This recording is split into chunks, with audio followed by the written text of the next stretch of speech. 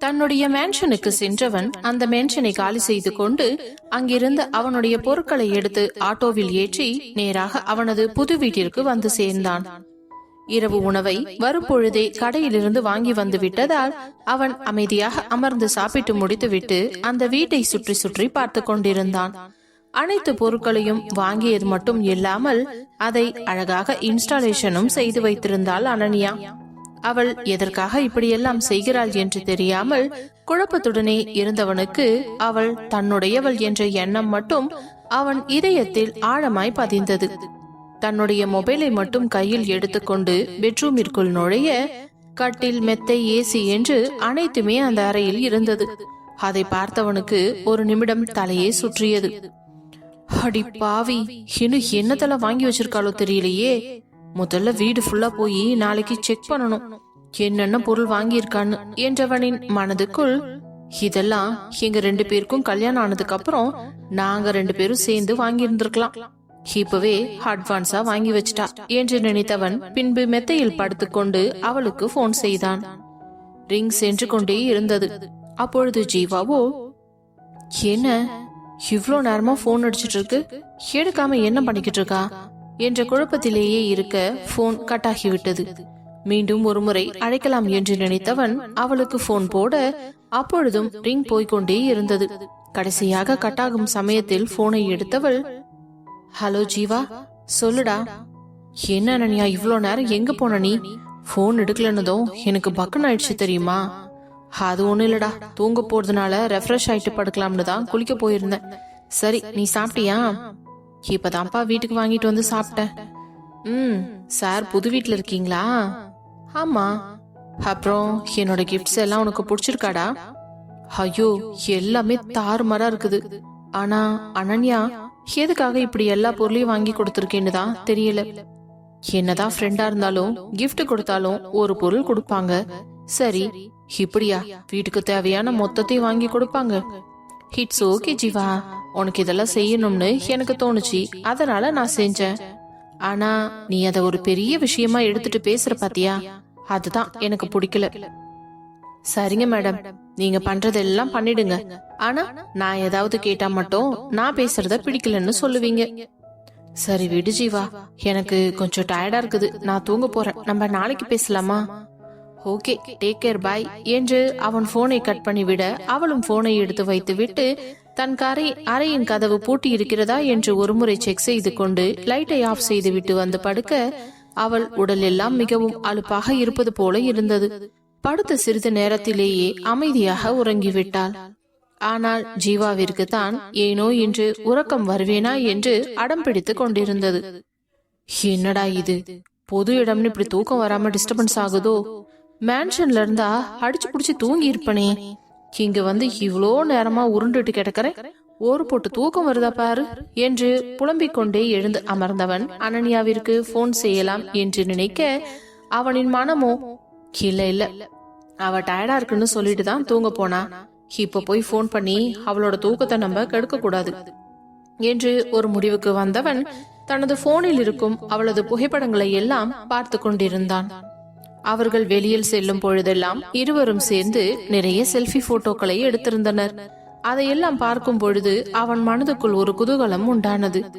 எப்படியாவது அனன்யாவை சீக்கிரம் கல்யாணம் பண்ணி நம்ம கூட கூட்டிட்டு வந்துடணும். பாவம், அவ ஏதோ தனியா ஃபீல் பண்ற மாதிரியே இருக்கு. ஏன் கூட இருந்தா நான் அவளுக்கு எந்தவித கஷ்டமும் வராம சந்தோஷமா பாத்துக்குவேன் என்று தனியாக புலம்பிக் கொண்டிருந்தான். நேரம் ஆகிக் கொண்டிருந்ததே தவிர அவனுக்கு தூக்கம் வரவில்லை. இருந்தாலும் ஃபர்ஸ்ட் கொஞ்ச நேரம் படுப்போம், அப்புறம் ஆட்டோமேட்டிக்கா தூக்கம் வரும் என்று டிசைட் செய்தவன் கண்களை மூடி உறங்கத் தொடங்கினான். போராடி ஒரு மணி நேரத்தில் அவனுக்கு நன்றாக உறக்கம் வர ஆரம்பிக்க திடீரென்று அவனுக்கு ஒரு பயங்கரமான கனவு வந்தது. கனவில் அனன்யாவிற்கு ஏதோ ஆபத்து போல இருந்ததும் அவனால் கண்ணை திறக்க முடியவில்லை. இப்படியும் அப்படியும் தலையை ஆட்டிக்கொண்டிருந்தானே தவிர என்ன ரியாக்ட் செய்வது என்று அவனுக்கு ஒன்றும் புரியவில்லை. முகமெல்லாம் வியர்வை வழிந்து அவ்வளவு குளிரிலும் அவனுடைய சட்டையெல்லாம் நனைந்து போனது.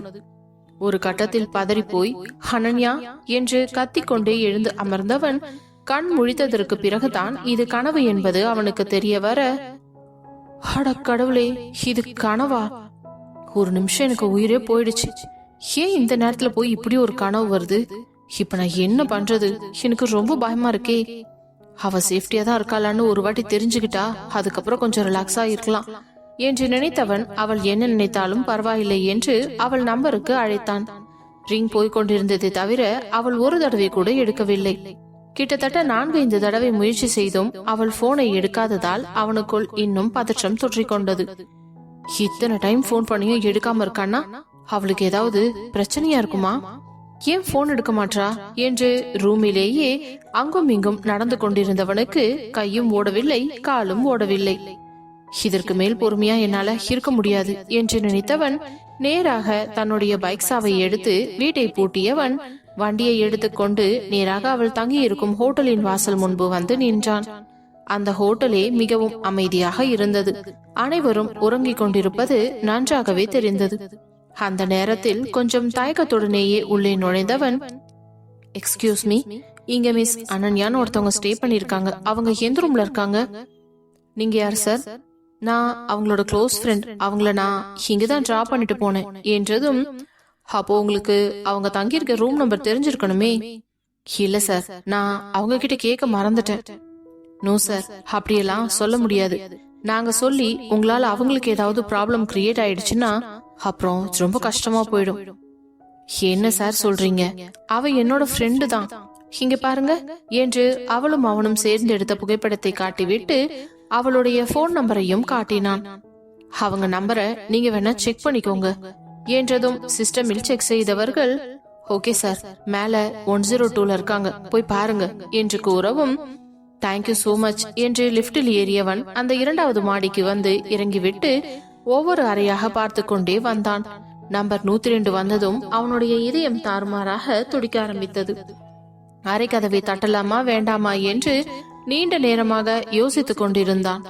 இந்த நேரத்தில் ஒரு பெண் தனியாக இருக்கும் பொழுது தான் அறை கதவை தட்டுவதால் தேவையில்லாத சிக்கல்கள் எல்லாம் அவளுக்கு ஏற்படும் என்று நினைத்தவன், பேசாம இங்கிருந்து திரும்பி போயிடலாமா என்று தயங்கியபடியே, அதான் கரெக்ட், ஏதா இருந்தாலும் காலையில பேசிக்கலாம், இப்போ எதுக்கு அவளை போய் தொல்லை பண்ணக்கூடாது, அது ரொம்பவே தப்பாயிடும் என்று மீண்டும் நேராக அந்த லிப்டிடம் வந்தவன் லிப்டுக்காக காத்திருக்க லிப்ட் வருவதற்கு கொஞ்சம் தாமதமானது.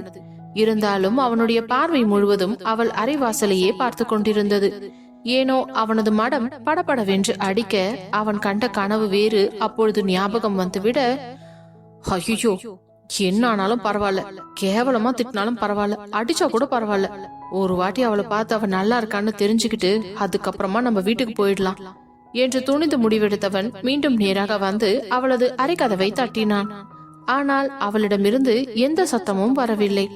நீண்ட நேரமாக அறைக்கதவை தட்டி கொண்டே இருந்தவன் ஒரு கட்டத்தில் சோர்ந்து போய்விட்டான். என்ன இது, இப்படி கதவை திறக்க மாட்டேங்கிறா, போன் பண்ணாலும் எடுக்க மாட்டேங்கிறா, கதவையும் திறக்க மாட்டா, கடவுளே, இருக்க எனக்கு டென்ஷன் தான் அதிகமாகிட்டே போகுது என்று புலம்பியவன் கதவை கொஞ்சம் வேகமாக தட்டினான். அப்போதும் கதவு திறக்கப்படாமல் இருந்ததில் அவனுக்கு கொஞ்சம் சந்தேகம் வந்துவிட்டது. வேறு வழி இல்லாமல் அந்த கதவை உடைப்பதற்கு முயற்சி செய்து கொண்டிருந்தான்.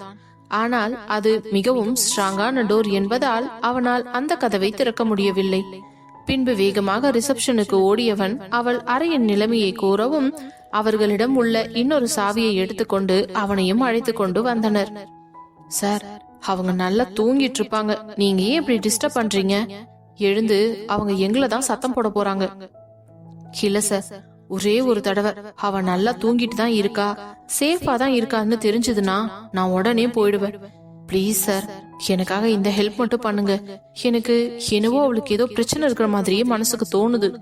அதனாலதான் தூங்க கூட இல்லாம வீட்டுல இருந்து கிளம்பி இந்த ராத்திரில இங்க ஓடி வந்திருக்கேன்.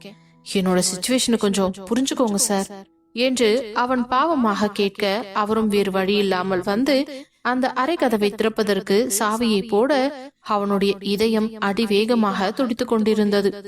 ஒரு வழியாக கதவை திறந்தவர் உள்ளே செல்லலாம் என்று பார்க்க அங்கே இருவர் கத்தியை வைத்துக் கொண்டு நின்றிருந்தனர். மீதி இருந்த இருவரும் அதில் ஒருவன் அனன்யாவின் கைகளை மேலே தூக்கி வைத்து இறுக்கமாக பிடித்துக் கொண்டு நிற்க, இன்னொருவனோ அவள் ஆடையை பறிப்பதற்கு முயற்சி செய்து கொண்டிருந்தான். அவள் கத்தினால் சத்தம் வந்துவிடும் என்ற காரணத்தினால் அவள் வாயில் துணியை வைத்து அடைத்து கட்டியிருந்தனர். அவளால் சத்தம் மட்டும்தான் போட முடியவில்லையே தவிர அவள் தலையை அங்கும் இங்கும் அசைத்து அவளுடைய எதிர்ப்பை தெரிவித்துக் கொண்டுதான் இருந்தாள். அவள் கண்கள் எல்லாம் கலங்கி சோர்ந்து போவது போல இருக்க, அந்நேரம் அங்கு ஜீவாவை பார்த்தவளுக்கு அப்பொழுதுதான் உயிரே வந்தது போல இருந்தது.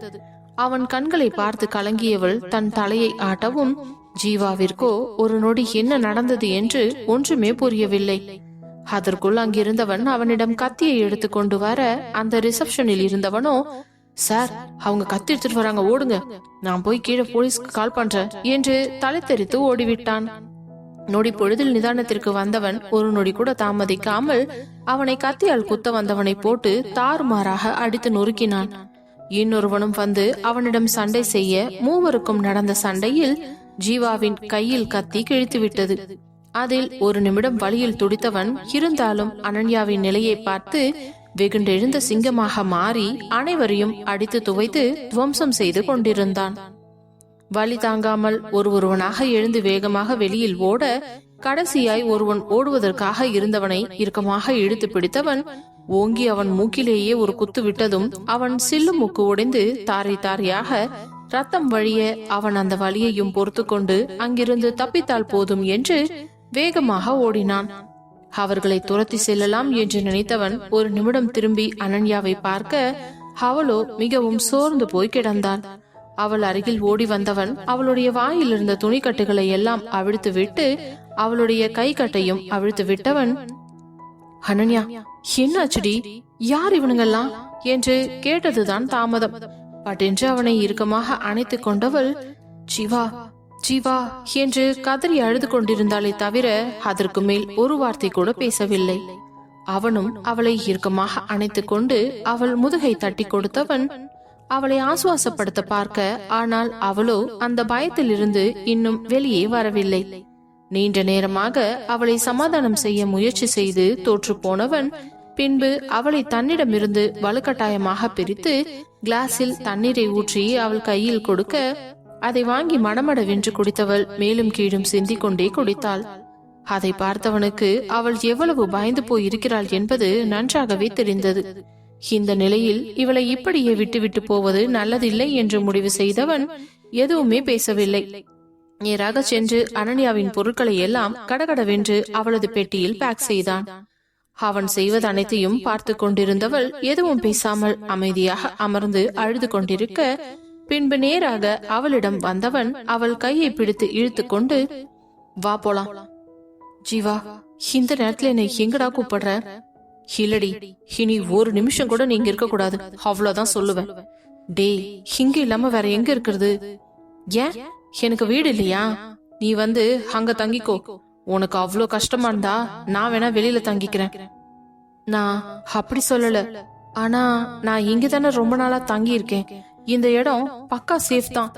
ஏதோ இன்னைக்குதான் அப்படி ஆயிடுச்சு என்று கூற, அப்படித்தான் நீ சொன்ன, ரொம்ப சேஃப்டின்னு தான் நானும் நம்பினேன். கடைசியில இங்க வந்து பார்த்ததுக்கு அப்புறம் தானே தெரியுது.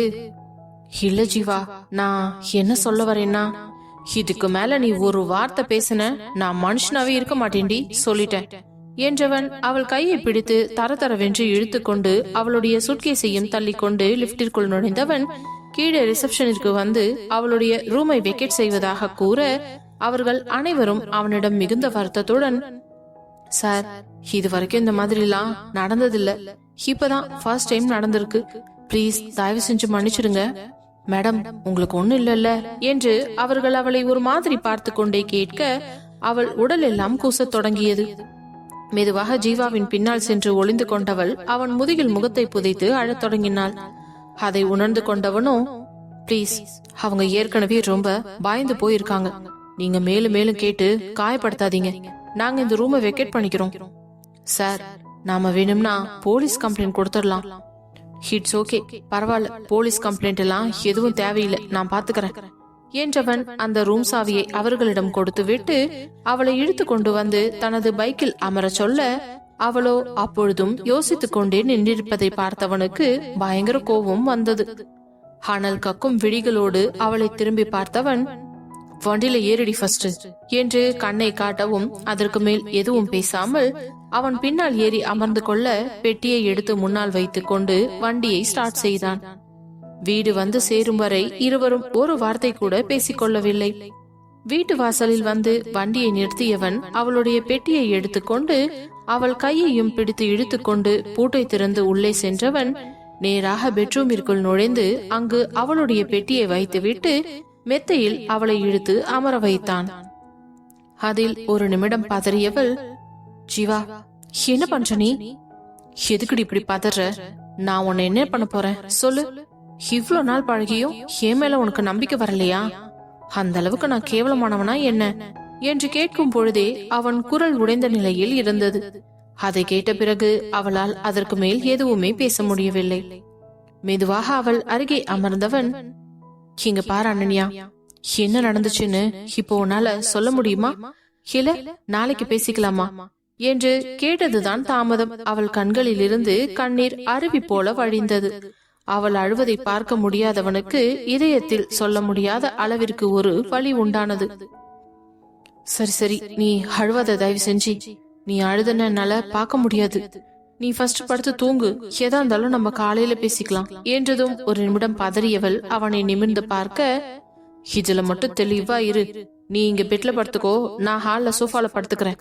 உனக்கு அவ்வளோ பயமா இருந்துச்சுன்னா கதவை கூட உள் சைட் லாக் பண்ணிக்கோ, எனக்கு ஒன்னும் பிரச்சனை இல்ல என்று கூறியவன் அங்கிருந்து வேக வேகமாக வெளியே வந்து விட்டான். அவன் போர்வதையே பார்ப்பதவளுக்கு உடலும் மனமும் அலுப்பாக இருந்தது. அதனால் அப்படியே படுத்து விட்டாள்.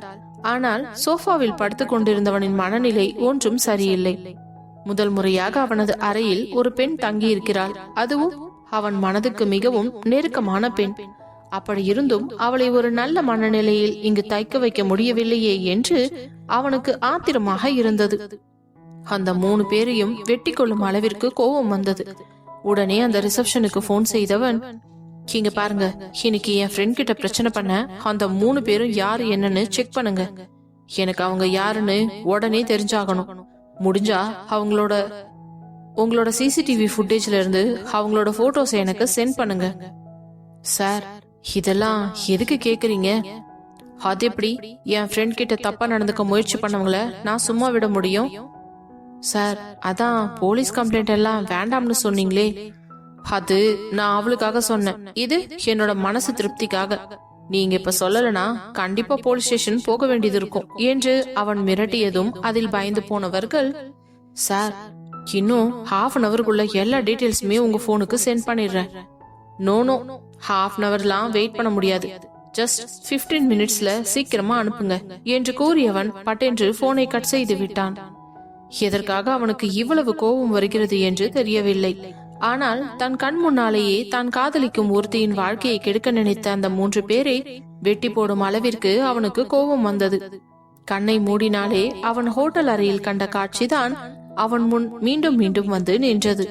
அதில் அவள் இயலாமையில் சத்தமே இல்லாமல் அழுது கொண்டிருக்க, அவளுடைய கைகளை எல்லாம் கட்டி போட்டு அவளிடம் அத்துமீற இருந்ததை நினைத்தவனுக்கு இப்பொழுதும் உடல் எல்லாம் பதற ஆரம்பித்தது. கடவுளே, சப்போஸ் நான் மட்டும் இன்னைக்கு அங்க போகாம இருந்திருந்தனா அவளோட நிலைமை என்ன ஆயிருக்கும்? இந்த ஊர்ல பொண்ணுங்களுக்கு கொஞ்சம் கூட பாதுகாப்பே இல்ல. தனியா எங்கேயும் போக முடியல, வர முடியல, தங்க முடியல. ஏன் தான் இப்படி வெறி பிடிச்ச நாய்ங்க மாதிரி நாக்க தொங்க போட்டுட்டு வர்றானுங்கன்னே தெரியல. இவ்ளோ நாளும் அங்கதான் இருந்திருக்கா. அப்போ இதெல்லாம் நல்லா நோட் பண்ணி தெரிஞ்சுக்கிட்டு தான் அந்த ரூம்குள்ள கரெக்டா பூந்திருக்கானுங்க. அப்படின்னா இந்த ஹோட்டல்ல இருந்து தான் எவனோ ஹெல்ப் பண்ணிருக்கான். அவ இருக்க ரூம் நம்பரை சொல்லி இருக்கான். இனி எப்படி இவள அங்க தங்க வைக்க முடியும்? வேண்டாம், அப்படியெல்லாம் ரிஸ்க் எடுக்க என்னால முடியாது. அவ இங்க இருந்து கிளம்புற வரைக்கும் இங்க நம்ம வீட்லயே தங்கிக்கட்டும். நான் வேணா வெளியில தங்கிக்கிறேன். வேற என்ன பண்றது? இப்படி பாதுகாப்பு இல்லாத இடத்துல கூட போய் இருந்தாலும் இருப்பா. ஆனா ஏன் கூட இருக்கணும்னா மட்டும் அவளுக்கு அவ்வளவு பயமா இருக்கும். என்ன கொடுமடா இது! இந்த பொண்ணுங்க கடைசி வரைக்கும் யார் நல்லவங்க யார் கெட்டவங்கன்னு புரிஞ்சுக்கவே மாட்டாங்க என்று புலம்பிக் கொண்டே படுத்திருந்தவனுக்கு அடுத்த 15 நிமிடத்தில் அனைத்து டீடைல்ஸ்களும் தெரிய வந்தது. மவனுங்களா, உங்களுக்கு இருக்குதுடா காலையில கச்சேரி என்று மனதிற்குள் நினைத்தவன் இப்பொழுதே அவர்களை கொல்ல வேண்டும் என்று வந்த கோபத்தை அடக்கிக் கொண்டான். ஏனென்றால் அவளை தனியாக விட்டுவிட்டு செல்வதற்கு அவனுக்கு ஒரு துளியும் மனம் வரவில்லை. அதற்கு பிறகு ஒரு அரை மணி நேரம் தூங்கி இருப்பான், அவ்வளவுதான். திடீரென்று அவளது அறையில் இருந்த அலறல் சத்தம் கேட்க பதறி அடித்துக்கொண்டு ஓடியவன் அவள் கட்டிலில் எழுந்து அமர்ந்து கொண்டு முகம் முழுவதும் வியர்த்து வடிந்து போய் பயந்து நடுங்கிக் கொண்டிருப்பதை பார்த்தவனுக்கு தன் இதயமே வெடித்து சிதறுவது போல இருந்தது. அவளின் அருகில் ஓடியவன் அவள் தோள் மேல் கை வைத்து, அனன்யா என்னாச்சுடி என்று கேட்டதுதான் தாமதம். அவனை எக்கி இறுக்கமாக அணைத்துக் கொண்டவள் அவன் தோள்பட்டையில் தன் முகத்தை புதைத்து, ஜீவா ஜீவா பிளீஸ் என்னை விட்டுட்டு போகாத, ஜீவா நீ இங்கேயே இரு, எனக்கு ரொம்ப பயமா இருக்கு என்று கூறி தேம்பி தேம்பி அழுதாள். என்னாச்சுடி, ஏன் இப்படி பயப்படுற? இல்ல, எனக்கு கண்ண முன்னாலே இன்னைக்கு ஹோட்டல்ல நடந்த இன்சிடென்ட் தான் ஞாபகத்துக்கு வருது என்று அவள் கதறுவதை பார்த்தவனுக்கு மீண்டும் மீண்டும் அவர்களை அடித்துக் கொள்ள வேண்டும் என்ற வெறிதான் அதிகமாகிக் கொண்டிருந்தது. இங்க பாருடி, இப்ப நீ என் கூட இருக்க, கொஞ்சம் ரிலாக்ஸா இரு. இதுக்கு மேல உனக்கு எந்த பிரச்சனையும் இல்ல. நீ திரும்ப அந்த ஹோட்டலுக்கு கூட போக வேண்டாம். அமைதியா இருடி, பயப்படாத. நான் இருக்கும் பொழுது நீ இப்படியெல்லாம் பயப்படலாமா என்று அவள் முதுகை தட்டி கொடுக்க அவளுக்கும் கொஞ்சம் சமாதானமாகியது. இருந்தாலும் அவளால் நிம்மதியாக உறங்க முடியவில்லை. நீண்ட நேரமாக அவளை அணைத்தபடியே நின்றிருந்தவன், சரி எவ்வளவு நேரம் இப்படியே இருக்க போற? நான் இங்க ஒரு ஓரமா வேணாலும் வெயிட் பண்றேன், நீ படுத்து தூங்குடி என்று கூறி அவளை படுக்க வைக்க, பிளீஸ் ஜீவா நீ இந்த விட்டு எடுத்து விட்டு நகராத என்று அவன் கையை இறுக்கமாக பிடித்துக் கொண்டு கண்ணை மூடினாள். ஏனடா இது எனக்கு வந்த சத்திய சோதனை, எவ்வளவு நேரம் தான் நான் இப்படியே உட்கார்ந்துட்டு இருக்கிறது? சப்போஸ் தூக்கத்துல இவ பக்கத்துல படுத்துட்டா கூட கத்தி ஊற கூட்டிடுவா போல இருக்கே. டேய் ஜீவா, ஆனாலும் உன் நிலைமை ரொம்ப கஷ்டம்தான்டா. இருந்தாலும் இவ ரொம்ப பயந்து போயிருக்காளே, இப்படி ஒரு சிச்சுவேஷன்ல தனியா விட்டுட்டு போறதும் நல்லது கிடையாது. ஆனா எனக்கு செம்ம டயர்டா இருக்கு, தூக்கம் வேற வருது என்றவன் யோசித்துக் கொண்டே அவள் தலைமுடியை லேசாக வருடி கொடுத்து விட்டு, அனன்யா என்று மெதுவாக அழைத்தான். சொல்லு ஜீவா, நீ தப்பா நினைச்சுக்கலனா நானும் இங்க ஒரு ஓரமா படுத்துக்கவா என்றதும் பட்டென்று கண்ணை திறந்தவள் அவனை முறைப்பது போல பார்க்க, என்ன என்னடி பண்ண சொல்ற? எவ்வளவு நேரம் நான் அப்படியே உட்கார்ந்துட்டு இருக்கிறது? இன்னைக்கு நான் ஆபீஸ்க்கும் போயிட்டு வந்து அவனுங்க கிட்ட சண்டையும் போட்டிருக்கேன். எவ்வளவு டயர்டா இருக்கு தெரியுமா? பயங்கரமா தூக்கம் வருதுடி. அப்புறம் எப்படி காலையில எழுந்திருக்கிறது சொல்லு என்று பாவமாக கூறியவனை பார்த்தவளுக்கும் கொஞ்சம் பரிதாபமாகத்தான் இருந்தது. வேகமாக நடந்து கட்டிலில் ஒரு மூலையில் சென்று படுத்துக் கொண்டவள், ஓகே நீ அந்த கார்னர்ல படுத்துக்கோ என்று கூற, இதுல மட்டும் ரொம்ப தெளிவா இருடி என்று வாய்விட்டு கூறிவிட்டு அவன் அங்கே படுத்துக் கொண்டான். அதில் லேசாக புன்னகைத்தவள், இல்லையா பின்ன, நீ யாரு? உன் பக்கத்துல நான் எப்படி படுக்க முடியும்? இதெல்லாம் நல்லா கேளு, அப்புறம் ஏதாவது சொல்லிட போறேன், விசாம் படுத்து தூங்குடி என்று அவளை மிரட்டியதும், ஹலோ பாஸ், நானும் பாத்துட்டே இருக்கேன், கொஞ்ச நேரமாவே நீ என்ன வாடி போடின்னு தான் கூட்டிட்டு இருக்க. என்ன உரிமையில் எப்படி கூப்பிடுறேன்னு நான் தெரிஞ்சுக்கலாமா? அத உன்கிட்ட எத்தனை தடவை தான் சொல்றது? நீ என் பொண்டாட்டி, அந்த உரிமையில தான் நான் கூப்பிடுறேன். ஆனா நான் உன்னை என் புருஷனாவே ஏத்துக்கலையே. இன்னும் சொல்லப்போனா உன்னை லவரா கூட அப்செட் பண்றதுக்குள்ளேயே எப்படி நீ இப்படி எல்லாம் அட்வான்டேஜ் எடுத்துக்கலாம்? அது உன்னோட பிரச்சனை, எனக்கு அதுக்கும் எந்த சம்பந்தமும் கிடையாது. என்ன பொறுத்த வரைக்கும் நீ தான் என் பொண்டாட்டி. இது வரைக்கும் நான் உன்கிட்ட பேசுறது தவிர வேற ஏதாவது அட்வான்டேஜ் எடுத்து உன் பக்கத்துல நெருங்கி இருக்கேனா? இல்ல இல்ல. ஆமா இல்லதான், ஆனா நீ இப்படி பேசுறதே எனக்கு கடுப்பாகுதே. அதுக்கெல்லாம் நான் ஒன்னும் பண்ண முடியாது, நீ படுத்து தூங்கு, குட் நைட் என்று கூறிவிட்டு அவன் வேறு பக்கம் திரும்பி படுத்து விட்டான்.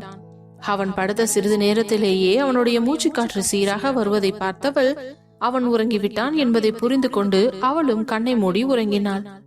ஆனால் சிறிது நேரத்திலேயே அவள் கண்களுக்குள் ஏதேதோ பிம்பங்கள் தோன்றிக் கொண்டிருக்க பயத்தில் மெதுமெதுவாக அவன் அருகே நெருங்கி வந்து படுக்க தொடங்கியவள் மெதுவாக அவன் கைவளைக்குள் வந்து படுத்தவள் அவன் இடுப்போடு சேர்த்து அணைத்துக் கொண்டு தூங்க ஆரம்பிக்க, தூங்கிக் கொண்டிருந்த ஜீவாவுக்கு தன் உடலில் ஏதோ வித்தியாசமான உணர்வு தோன்றியதும் மெதுவாக தூக்கத்தில் இருந்து கண்ணை முழித்து பார்த்தவனுக்கு அதிர்ச்சியாக இருந்தது. அடி பாவி, என்ன பண்ணி வச்சிருக்கா இவ? இப்ப மட்டும் எழுந்திருச்சு பார்த்தா நான் ஏதோ இவளை தூக்கிட்டு வந்து என் மேல போட்டு படுக்க வச்ச மாதிரி இல்ல நினைப்பா. அட கடவுளே, இப்போ எப்படி நான் தள்ளி படுக்கிறது? இவளோ இப்பதான் நல்லா அசந்து தூங்கிட்டு வேற இருக்கா.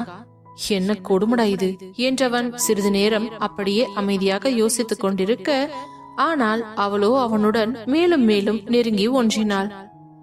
இதுக்கு மேல முடியாதுடா சாமி. ஏண்டா ஜீவா, நீ ஏன் நல்லவனா இருக்கலாம்னு முடிவு பண்ணாலும் இவ அப்படி இருக்க விட மாட்டா போல இருக்கே. பண்றதெல்லாம் இப்ப பண்ணிட்டு நீ ஏதாவது சின்னதா பண்ணா கூட பழிய தூக்கி உம்மேல போட்டுருவா என்றவன் புலம்பிக் கொண்டே இருந்தான். அவள் தன்னை இவ்வளவு நெருக்கமாக நெருங்கி இருந்தாலும் அவளுடைய தேகம் தன் உடலில் உரசுவதை அவனால் தவிர்க்க முடியவில்லை. அதில் அவனுடைய உடம்பில் உள்ள ஹார்மோன்கள் எல்லாம் எக்குத்தப்பாய் துடிக்க ஆரம்பிக்க அவன் உடலும் லேசாக சூடேறத் தொடங்கியது. கொஞ்சம் கொஞ்சமாக அவனது கண்ட்ரோலை அவன் இழந்து கொண்டே இருக்க ஒரு கட்டத்தில் அவளை பார்த்து திரும்பி படுத்தவன் அவள் இடுப்போடு அணைக்க நினைத்து பின்பு என்ன நினைத்தானோ தெரியவில்லை. உறங்குபவளிடம் இப்படி தவறாக நடந்து கொள்ள கூடாது என்று நினைத்து அவள் நெற்றியில் மென்மையாக தன் இதழினை பதித்து எடுத்தவன் மீண்டும் மல்லாக்கவே படுத்துக்கொண்டு தன் முகத்தில் இன்னொரு கையை வைத்துக் கொண்டு உறங்கத் தொடங்கினான். நீண்ட நேரமாக அவன் உணர்வுகளை அடக்க பெரும்பாடுபட வேண்டியதாக ஆயிற்று. ஆனால் அவனை இந்த பாடுபடுத்திவிட்டு ஒன்றுமே தெரியாத அப்பாவி போல அவனுடைய கைவளவில் அவனுடைய அருகாமையில் எந்தவித பயமும் இல்லாமல் நிம்மதியாய் உறங்கிக் கொண்டிருந்தாள் அனன்யா. அடுத்த நாள் காலை பொழுது விடிந்தது. நீண்ட நேரமாக இரவில் தூங்காமல் இருந்ததன் விளைவு காலையில் இருவராலும் எழுந்து கொள்ளவே முடியவில்லை. ஆனால் முதலில் எழுந்தது அனன்யாதான். மெதுவாக கண்ணை முழித்து பார்க்க அவள் ஜீவாவின் மார்பில் தலையை வைத்து படுத்துக்கொண்டு அவனை இறுக்கமாக அணைத்துக் கொண்டிருந்தாள். அதில் ஒரு நிமிடம் பதறியவள் பட்டென்று எழுந்து ஜீவாவின் மார்பில் அடிக்க அதில் பதறிக்கொண்டு எழுந்தவன், என்னாச்சுடி, ஏதாச்சும் பிரச்சனையா என்று கேட்க, என்னடா பண்ணி வச்சிருக்க, உன்னை நம்பி வந்ததுக்கு இப்படித்தான் பண்ணுவியா என்று கேட்டதும் கண்ணை கசக்கி கொண்டவன், காலையிலேயே ஏண்டி இப்படி படுத்துற, என்ன நடந்துச்சுன்னு தெளிவாதான் சொல்ல. பின்ன எதுக்கடா என்ன இப்படி கட்டி பிடிச்சிட்டு படுத்துட்டு இருக்க? எதே, நான் உன்னை கட்டி பிடிச்சிட்டு படுத்துட்டு இருந்தனா? எல்லாம் நேர கொடுமடா சாமி. சும்மா இந்த டிராமா போடுற வேலையெல்லாம் வச்சுக்காத, ஃப்ராடு. நீ இப்படி எல்லாம் பண்ணுவேன்னு தெரிஞ்சுதான் இங்க வர்றதுக்கே நான் அவ்வளவு யோசிச்சேன் தெரியுமா? ஆனா நீ இவ்வளவு சீப்பா பிஹேவ் பண்ணுவேன்னு நான் நினைச்சு கூட பாக்கல என்று அவள் கோபமாக கத்த அதில் அவனுக்கு ஒரு நொடி அதிர்ந்துதான் போனது. இவ என்ன பேசுறா, என் மேல இப்ப என்ன தப்பு இருக்கு என்று மனதுக்குள்ளேயே யோசித்தவன் அவளை பார்த்து, இங்க பாரு அனன்யா, கல்யாணத்துக்கு முன்னாடி உன் கூட இப்படி எல்லாம் இருக்கணும்னு எனக்கு ஒன்னும் ஆசை கிடையாது. அவ்வளோ கேவலமானவளும் நான் கிடையாது, புரியுதா? என்ன புரியுதா? உன் மனசுல இப்படி ஒரு கேவலமான எண்ணம் இருக்க போய்தானே என்னை இப்படி புடிச்சிட்டு படுத்துட்டு இருக்க? இல்லனா தூங்கிட்டு இருந்த பொண்ணுகிட்ட யாராவது இப்படி நடந்துப்பாங்களா? ஆக மொத்தம் நீயும் ஒரு சராசரி ஆம்பளை தான்னு நிரூபிச்சிட்டல்ல என்று அவள் கோபமாக கேட்க, ஷட்டப் அனன்யா என்று கோபமாக கத்தியவன் மெத்தையிலிருந்து கீழே இறங்கி, உன் மனசுக்குள்ள என்ன பத்தி என்ன நினைச்சுக்கிட்டு இருக்க? என்ன பார்த்தா உனக்கு பொம்பளை பொறுக்கி மாதிரி தெரியுதா? நேத்து நைட்டு அவ்வளோ பிரச்சனையில கூட உன்னை படுக்க சொல்லிட்டு நான் சோஃபாவில தான் போய் படுத்திருந்தேன். நைட்டு கனவு கண்டு கத்தி நீ தானே இங்க என்ன படுக்க சொன்ன. ஆமா, படுக்க சொன்னதான், அதுக்காக அட்வான்டேஜ் எடுத்துக்குவியா என்றதும் அவனுக்கு கோபம் தலைக்கு மேல் ஏறியது. கட்டிலின் மேல் ஒரு காலை எடுத்து வைத்தவன் அவள் அருகில் நெருங்கி, நல்லா யோசிச்சு பாரு, நீ எங்க படுத்திருந்த, நான் எங்க படுத்திருந்தேன்? நான் எங்க படுத்தனோ அதே இடத்துலதான் நான் இருந்தேன். நீ தாண்டி அங்கிருந்து இங்க வந்து மனுஷனை நைட் எல்லாம் தூங்க விடாம இம்சை பண்ணிட்டு இப்ப என்னவோ தப்பெல்லாம் நான் பண்ண மாதிரி பேசுற. எங்க பாரு, உன்கிட்ட அப்படி நடந்துக்கணும்னு நான் நினைச்சிருந்தேன்னா எனக்கு ஒரு 5 நிமிஷம் கூட ஆகியிருக்காது. ஆனா நான் அப்படிப்பட்ட ஆள் கிடையாது. என்ன நீ ரொம்ப கேவலமா தான் நினைச்சிருக்கல. உன்கிட்ட இருந்து இப்படி ஒரு பேச்சை நான் எதிர்பார்க்கலடி. எனக்கு நிஜமாவே ரொம்ப கஷ்டமா இருக்குது. ஆனா ஒரு விஷயத்த மட்டும் எனக்கு சொல்லுடி, நான் உன்னை லவ் பண்றது தவிர வேற என்ன பாவத்தை பண்ணிட்டேன்? உன்னை லவ் பண்றேன்னு சொல்லி உன்னை கல்யாணம் பண்ணிக்கணும்னு விருப்பப்படுறேன்னு சொன்னது அவ்வளோ பெரிய கொலை குத்தமா? ஒரு பையன் ஒரு பொண்ணு கிட்ட சொல்லக்கூடாத வார்த்தையை ஒன்னும் நான் சொல்லிடலையே. எனக்கு விருப்பம் இருந்தது, நான் சொன்னேன். அதை ஏத்துக்கிறதும் ஏத்துக்காததும் உன்னோட இஷ்டம். ஆனா இன்ன வரைக்கும் விருப்பம் இல்லாம உன்கிட்ட நான் நெருங்கி இருப்பேனா? அப்படி இருந்தும் நீ இப்படி ஒரு வார்த்தை சொல்லி இருக்கேன்னா அப்போ என் மேல உனக்கு அவ்வளவு தாண்டி நம்பிக்கை. இப்படி என்ன சந்தேகப்படுறதுக்கு நீ என்ன கொன்னே போட்டிருக்கலாம் என்று கண் கலங்கியபடியே அந்த அறையிலிருந்து வெளியே செல்லும் பொழுது கதவை டமால் என்று அரைந்து சாற்றிவிட்டு சென்றான். போகும் அவனையே கண் கலங்கியபடி பார்த்து கொண்டிருந்தாள் அனன்யா.